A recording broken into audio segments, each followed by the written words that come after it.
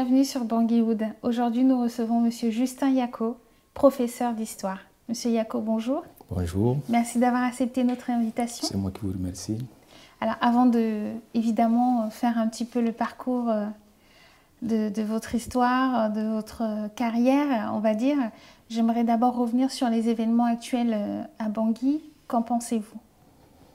C'est très déplorable, puisque ce pays a été toujours une havre de la paix. Et ce que nous vivons au jour d'aujourd'hui, il n'y a pas de mots pour qualifier. Et nous souhaitons que cela puisse cesser le plus tôt, que les Centrafricains puissent retrouver la paix.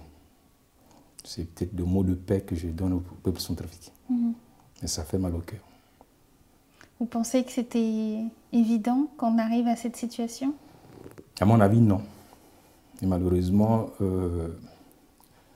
nous avons des hommes politiques qui ne prennent pas conscience de leur responsabilité et qui prennent parfois des décisions un peu trop à la va-vite, qui pénalisent le peuple aujourd'hui. Et je crois que ces cris, ces famines, ces douleurs, c'est tous les Centrafricains qui le ressentent, malheureusement. Malheureusement. Je disais tout à l'heure que donc, vous êtes professeur d'histoire. Oui, je suis professeur d'histoire et géographie. J'ai étudié à l'université de Bangui pendant 4 ans, où j'ai pu terminer avec une maîtrise de géographie. Ensuite, je suis reparti à l'INES pour terminer un CAPES que j'ai validé en 2 ans. Et en France, j'ai suivi des cours d'histoire au CNAM, où j'ai pu obtenir un diplôme de technicien supérieur de maintenance informatique. Et je suis en phase de terminer celui de l'analyse programmeur. D'où vous est venu l'amour pour l'histoire? Oui, l'histoire, ça fait partie de tout un chacun de nous, je crois, à mon avis. Et l'inspiration est venue en classe de 6e, où on nous enseignait l'histoire antique, l'Antiquité. Et j'ai eu la chance de voir une partie qui a été faite sous forme de film. Donc, lorsque le professeur posait des questions, j'étais habile, j'étais apte. Et il a dit, peut-être par prophétie, qu'un jour, je serai un historien parce que je connais très bien, je réponds très bien à des questions. Et du coup, les circonstances de la vie ont fait que je me suis retrouvé dans cette faculté où j'en suis sorti professeur d'histoire et géographie. Et donc, actuellement, aujourd'hui, vous enseignez où? Aujourd'hui, j'ai fait l'enseignement à mes débuts, quand je suis arrivé et que j'avais des problèmes de régularisation. Je suis tombé sur une Cayenne, c'est-à-dire que ce qu'on appelle les Cayennes, c'est des professeurs certifiés qui m'avaient recueilli et qui m'avaient donné l'opportunité de faire quelques cours, de donner quelques cours. Et très tôt, j'ai été obligé d'arrêter parce que pour des raisons personnelles, parce que vous ne pouviez plus suivre. Voilà.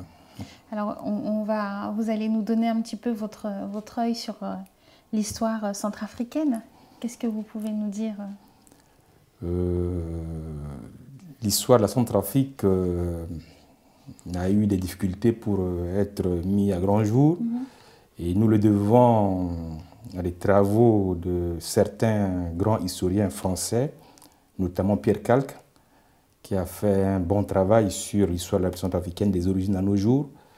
Et ces travaux ont été complétés par d'autres archéologues, notamment Pierre Vidal, et d'autres jeunes centrafricains au jour d'aujourd'hui qui ont suivi le pas. Et donc, la bréviaire, le document important que la majorité des historiens utilisent, eh bien, c'est à partir des travaux de Pierre Calque. Et donc, si on se réfère... C'est lui votre référence? C'est vraiment une grande référence pour tous les grands historiens, pour tous les historiens centrafricains, parce qu'il est le premier à battre un travail de ce genre qui nous a donné des inspirations et qui a fait qu'à partir de ce travail-là, on peut maintenant chercher à développer, à faire introduire des éléments qui manquent ou peut-être à compléter s'il y a contradiction, etc. Est-ce qu'aujourd'hui, il y a des choses que la jeunesse ignore justement de l'histoire centrafricaine? Qu'est-ce qui n'est pas assez mis en avant? Ça dépend de là où on peut parler véritablement de l'histoire centrafricaine.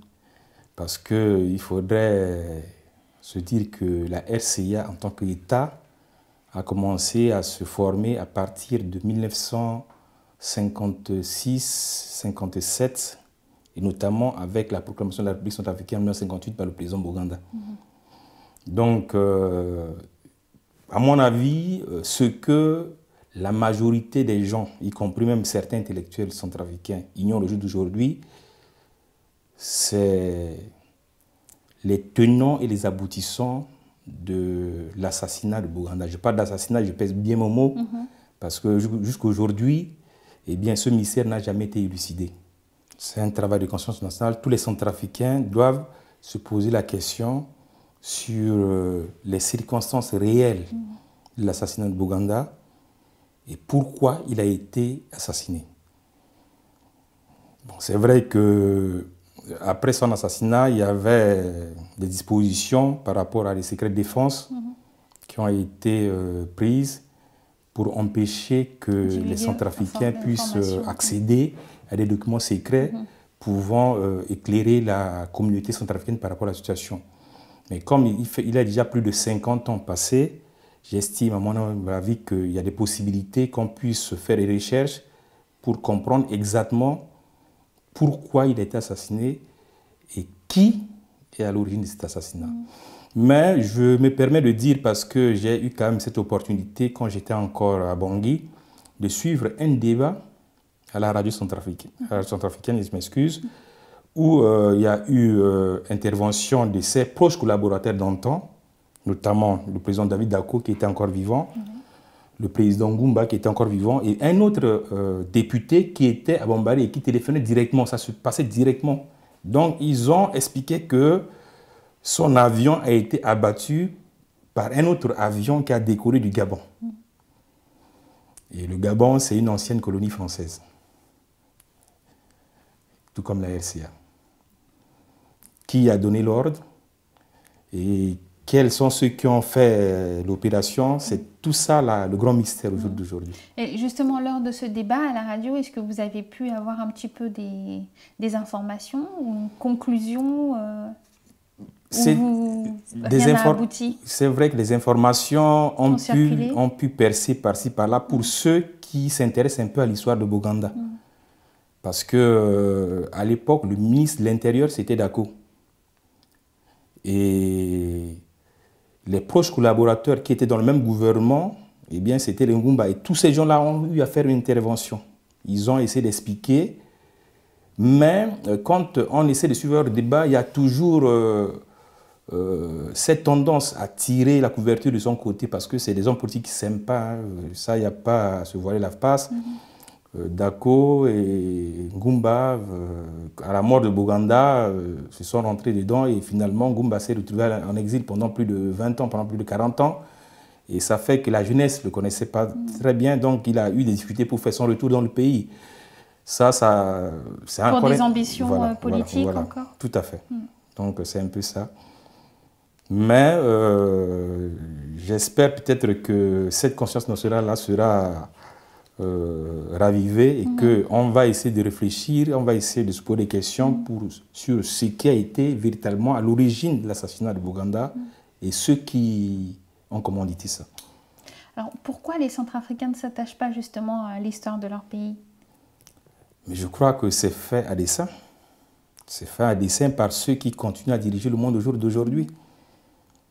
Quand vous prenez le peuple juif, excusez-moi de donner cet exemple, ils ont passé plus de 400 ans en Égypte. Ils ont gardé toujours des sources de leur origine.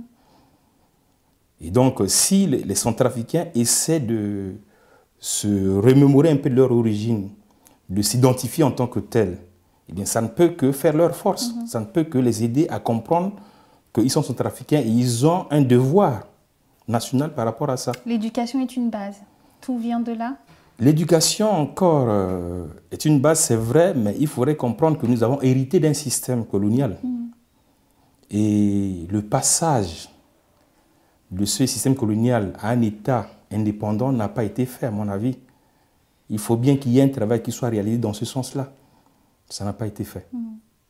Je ne cloue pas au pilori nos prédécesseurs, moi-même faisant partie de ce milieu, mais je crois qu'il est temps que nous puissions nous réunir autour d'une table pour réfléchir à la manière à laquelle on peut faire une transition entre ce que nous avons eu à hériter du système colonial et ce qu'il faut faire maintenant pour notre génération et pour notre demain. Vous avez justement, par rapport à ça, côtoyé beaucoup de jeunes en tant que professeur. Qu'est-ce qu'eux aujourd'hui vous disent ou qu'est-ce qu'ils vous ont dit? Oui, mais c'est plus compliqué parce que... vous sentez que la jeunesse n'est pas... La jeunesse n'est pas assez curieuse. La jeunesse, je ne la condamne pas, mais est tombée dans un système où ils optent beaucoup plus pour le système... ils attendent que l'information vienne... Le système de la solution rapide, le système où ils doivent tout avoir sans faire des moindres efforts. Et ça ne rend pas service à la nation. Je me rappelle que lorsque il était question de combattre quelqu'un qui était considéré comme un tyran, mais qui était un grand bâtisseur pour la Centrafrique, il y a eu une mobilisation. Cette mobilisation-là avait pris toute la jeunesse centrafricaine, sans restriction aucune. On ne tenait pas compte de la région, etc. etc. Mais au jour d'aujourd'hui, un système a été institué dans le pays qui fait que les gens s'attachent beaucoup plus à des régions et ça ne rend pas service à la nation. C'est déplorable pour nous et pour le pays. C'est un constat que vous faites C'est plus qu'un constat, mais je crois que c'est une réalité.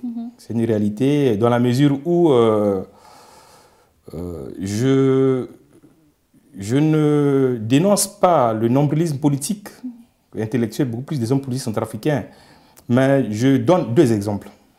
Deux exemples pour deux hommes politiques centrafricains que je tairai volontiers le nom ici parce que je ne voudrais pas faire une propagande positive ou négative pour X ou Y. Il y a un homme politique.